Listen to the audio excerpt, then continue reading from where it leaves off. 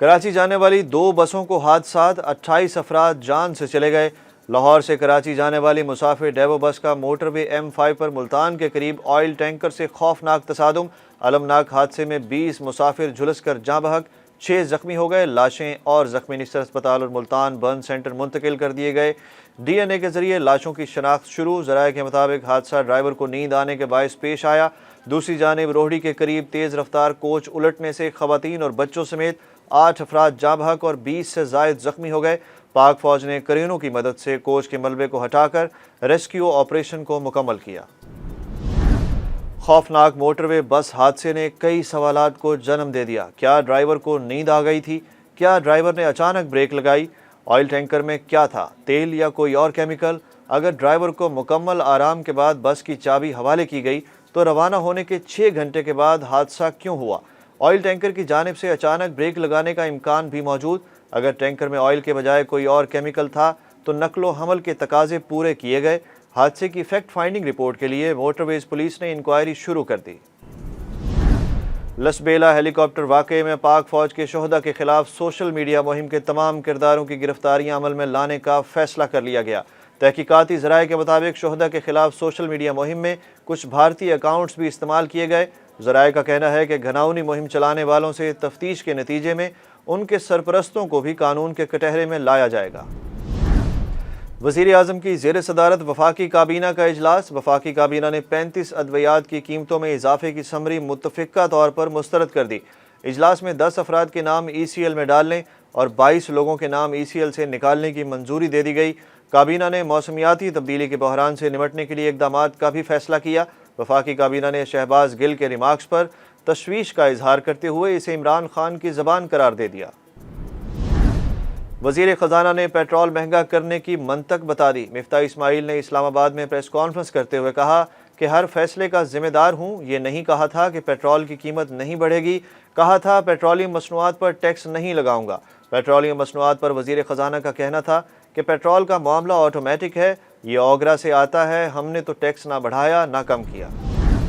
مریم نواز کے بعد آصف علی زرداری کو بھی پیٹرول مہنگا کرنے پر تحفظات۔ سابق صدر پاکستان آصف علی زرداری نے پیٹرولیم مصنوعات کی قیمتوں پر وزیر اعظم سے ملاقات کا فیصلہ کر لیا۔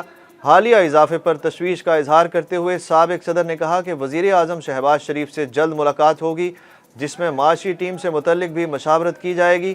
اپنے بیان میں سابق صدر کا کہنا تھا کہ پاکستان پیپلز پارٹی حکومت کا حصہ ہے، لیکن ایسے فیصلوں پر مشاورت ضروری ہے۔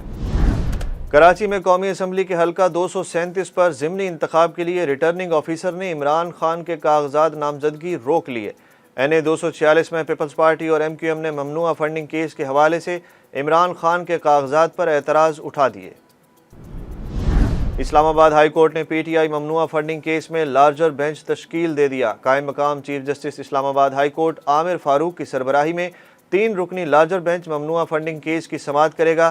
عدالت نے کیس لارجر بینچ کے سامنے مقرر کرنے کی ہدایت کرتے ہوئے سماعت 18 اگست تک ملتوی کر دی۔ الیکشن کمیشن میں چودھری شجاعت حسین کا انٹرا پارٹی الیکشن چیلنج کرنے کے کیس کی سماعت۔ پرویز الہی کے وکیل نے الیکشن کمیشن کے دائرہ اختیار کو چیلنج کر دیا اور کہا کہ الیکشن کمیشن اس کیس کی سماعت نہیں کر سکتا۔ الیکشن کمیشن نے چودھری شجاعت حسین کے وکیل کو اعتراض جمع کرانے کا کہتے ہوئے سماعت 18 اگست تک ملتوی کر دی۔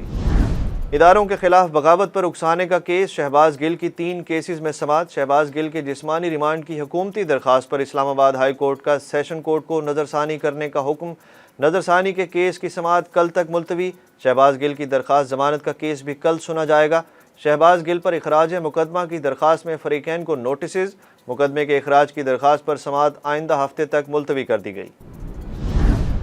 منی لانڈرنگ پر قابو پانے کے لیے پاکستان آنے اور جانے والے تمام مسافروں کے لیے کرنسی ڈیکلریشن لازمی قرار دے دی گئی۔ سول ایویشن اتھارٹی نے FBR کی ہدایت پر نوٹیفیکیشن جاری کر دیا۔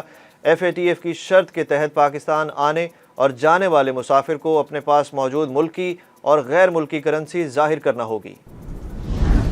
امریکی ڈالر کی قدر میں کمی کا سلسلہ 13ویں روز رک گیا۔ دن کے اختتام پر انٹر بینک میں ڈالر صرف 8 پیسے سستا ہو کر 213 روپے 90 پیسے پر بند ہوا۔ سونا ایک ہی روز میں 5700 روپے فی تولہ مہنگا ہو گیا۔ 1 تولہ سونا 1,39,900 روپے کا ہو گیا۔ دوسری جانب چاندی کے بھاؤ 1520 روپے فی تولہ پر مستحکم رہے۔ 3 میچوں کی سیریز کے پہلے ون ڈے میچ میں پاکستان کی نیدرلینڈز کے خلاف بیٹنگ، پاکستانی بیٹر فخر زمان کی سنچری۔ پاکستان کی جانب سے اننگز کے آغاز میں اوپنر امام الحق محض 2 رنز بنا کر پویلین واپس لوٹ گئے۔ قومی آل راؤنڈر سلمان علی آغا اور فاسٹ بولر نسیم شاہ آج ڈیبیو کر رہے ہیں۔